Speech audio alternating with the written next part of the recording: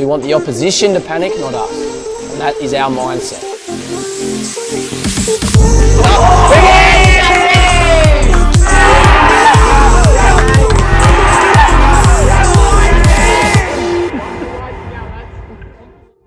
Right, we're walking out to the middle of DXC1, which is where our second T20 is this afternoon.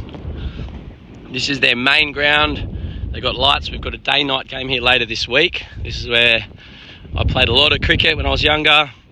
There was a game on here this morning, a little bit higher scoring than our game. So I'm guessing the wicket's pretty good. And we're playing the Victorian Big Cats today.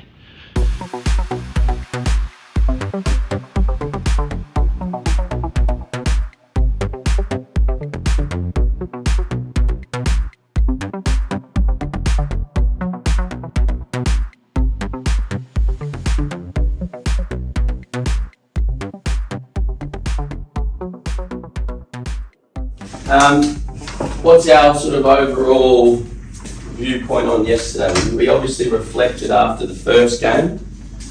We didn't reflect after the second game, really. So what do we think about the second game? Good. Chatter was good? Yeah. Game management again was good. We were always in control. Took early wickets. Then they kind of got a little bit of a wriggle on, and then we just kept on taking wickets. So it was pretty good. Yep. And that wriggle on, we kind of like stuck in it, and we just didn't jump our heads, we just kept it right. Yep. Good. What else? Thought we fielded pretty well. Like, we chased it all the way to the boundary every time. And, we got it a few times. And then, like, we were pretty tight catching lines as well, I thought.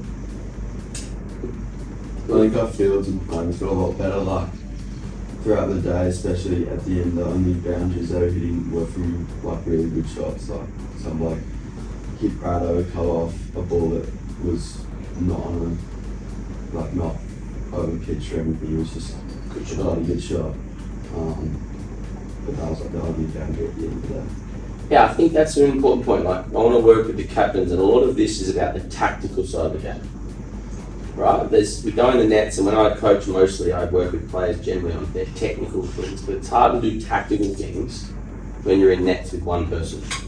The tactical things happen in games, so we've got to learn from them. And so, what you want to do as a captain, as a bowler, is say, well played. Like, you want to cover, you sort of want to know where you want to bowl the ball, and when you know where you want to bowl the ball, you say, what field do I need? If I'm bowling into the wicket, so I was with the Sydney Sixers for 2 games in the Big Bash 2 seasons ago. At the end of one of the games, I was helping Shippy a bit, and one of the games, the final that Scorchers won and got into the main final, at the end of the game I was sitting with Steve Smith and he said, did you see that the Scorchers didn't bowl one ball with mid on and mid off out? Not one ball in the whole 20 overs, mid on, mid off out. They didn't bowl over a spin, Agar didn't play. So they bowled 20 overs at pace and not one ball with long on and long off out. Why? Challenge the batsman, go bowling into it. Yes. Not one ball was pitched up. They were bowling every ball through here. So they're saying our plan, okay, they looked at the dimensions of the ground and at the stadium, Perth Stadium, it's short straight. So what do they think of? This is for the 4 fast bowlers, only you guys answer. The dimensions are short, straight and long, wide, square. What's their plan then? Make them take on those long boundaries. Protect the short boundaries, make them into the long boundaries. Excellent, okay? So we take away step here. Right? And if they miss their length, they go, okay, skill execution. Error, that's okay. But they bowled every single ball into the wicket, and the Sixers kept hitting it, playing their traditional shots, caught in the dead. One ball, Moses got one off sort of waist high back over the side screen, but that's a fucking hard shot to do consistently, and they bowlers walk back and go, well played. So we've got to just keep getting smarter with how we play the game. What ball do I want to bowl?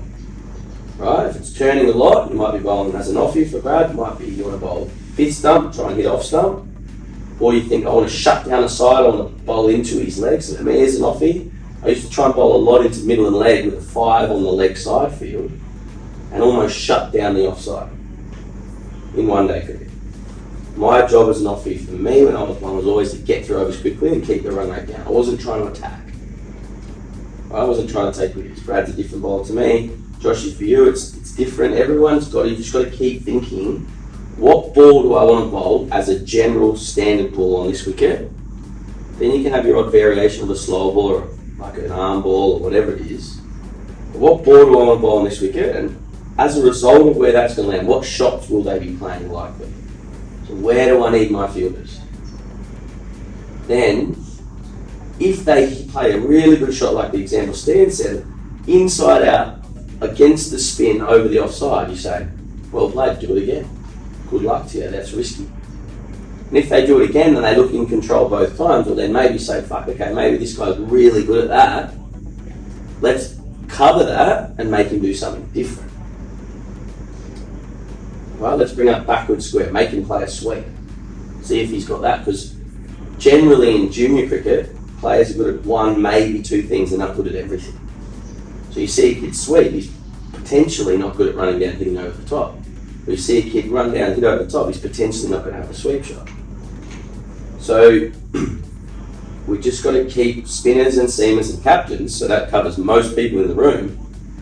And keepers are so like, they're like vice captains, whether they have a title or not. Keepers are the ones that should be directing angles and stuff.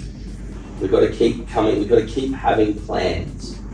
This is stuff you guys, I don't know how often in your clubland stuff and in rep cricket, I don't know how often you have these conversations, because I look at the field and at your age there was no social media. So you guys live in a different generation to me. I was playing cricket up here 20 years ago as a 16-year-old. There was no Snapchat, no Facebook, no Instagram. I spent a lot of my time just watching cricket and listening to cricket, and I was like, I want to captain, I want to be the captain, I want to be the captain. So I would write out all these fields and I would just draw, and like Fuso brought a notebook to our fast bowlers meeting the other day and he had some fields drawn out, exactly what I used to do. And I used to listen and I'd have conversations with older people, say, where should my mid-wicket be? Like if it's spinning, should he go this way a bit more? And if it's slow, should he go this way a bit more? And I'd just be always trying to understand, where do I put fielders in different scenarios and different situations? And if you guys want to be good cricketers, you've got to be smart cricketers. You'll be like, a lot of you will just be batters, that's fine. Some of you will be just bowlers, but if you want to have any sort of leadership and you want to go a long way in the game, you might not have the captain next to your name. You have to understand the game. There's so many positives. I'm just always looking at things, how do we get better? How do we individually, I don't care if we win or lose, how does each individual go home after 8 days here? Not five times, but a lot better in little aspects. Because to become great, it's not jumping from here to there tomorrow. It's about just a little bit better every single day. And if you can get a little bit better mentally, technically, tick. Tactically, tick. Mentally and emotionally, physically, and then understand the lifestyle habits and behaviours that help you rock up to training or to games to perform at your best. Well, if you just get a little bit better in each of them, they add up to being a lot better. The things I'm judging us on is energy, attitude, being supportive, as we said. Skill errors, so what? But overall, I think we've been excellent. What do you feel, without seeing the conditions, and this is going to be flexible once we see the conditions, if we think the wicket's going to deteriorate or something, do we want to bat or bowl first? Do we want to chase or do we want to sort of set? Set. I think it's a lot harder batting on the lights for a lot of people who haven't done it. Okay, so we'll look to win the toss and bat. One thing that is hard is catching the ball in the dark sky. So, like, one of my most awful moments on the cricket field was dropping a catch on TV, dropping Ravi Bopara under lights in a day-night game at Chelmsford, and he won the game for them because the ball hits your hands before you think. Like under a blue sky, you've all done it so many times, your depth perception is good, and apparently the lights aren't very good at this ground. The lights are really good at DXC. The first 10 overs, I want us to have the same intensity we did in the 20 overs yesterday. The first 10 overs, buzzing the ball around, lots of chat, and then after that, we can just back off a bit and let the game just unfold. Right, but that first 10 overs, I want the energy and the intensity and the attitude we brought for all of yesterday. Warming up in the east today.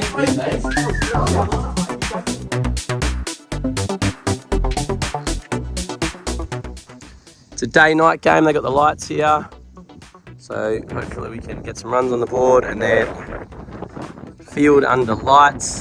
It's a bit cooler. Got the frog box live. Boys are warming up. They're on deck. Meet time in 3 minutes.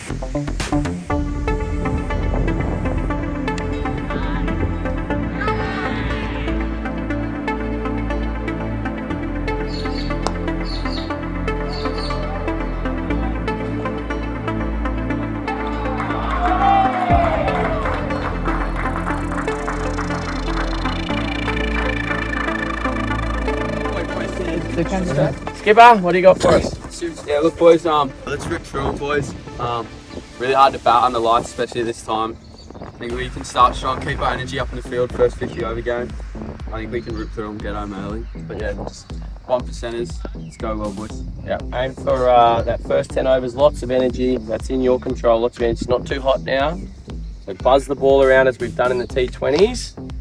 And let's forget about the scoreboard. Let's try and imagine we're defending 150. All right, so let's just not think, oh, this is a cruise, walk in the park. They'll probably have a couple of good players. They'll probably have a partnership at some point. No need to panic. But let's really be ruthless. All right, have fun, boys. Who's off? 5 over stints off, unless the bowlers need a bit longer.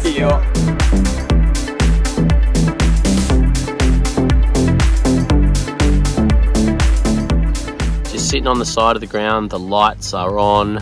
We made 297, a fantastic innings. A couple of Perth boys who I coach, Charlie and Chad, put on a really, really good opening partnership, over 100. The running between the wickets was excellent.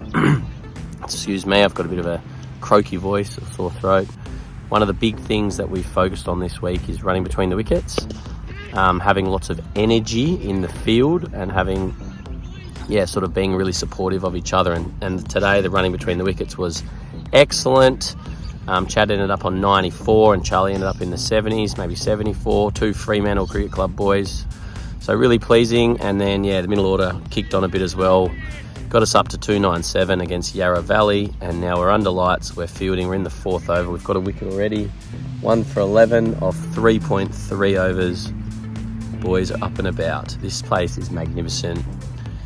Blue skies, not too hot. Oh, dot ball. This is where you want to be in the middle of winter in Australia.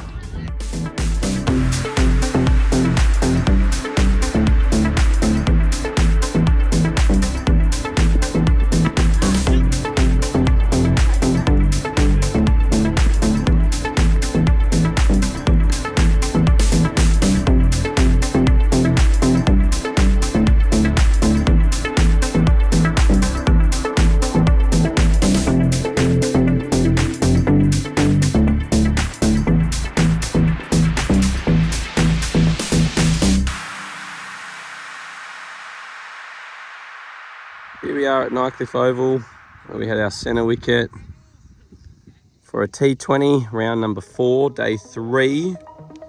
Here's the wicket. A little bit of maintenance there, but a lot of grass. Looks really, really nice. Hard. I think this is going to play really nicely. Can be dewy. We've got a 9 AM start. Can be dewy, but it doesn't seem too dewy this morning. There's a bit of wind about. Back at my old club, Nycliffe. Had 3 seasons here, 2004, 2006, 2007. So good to be back.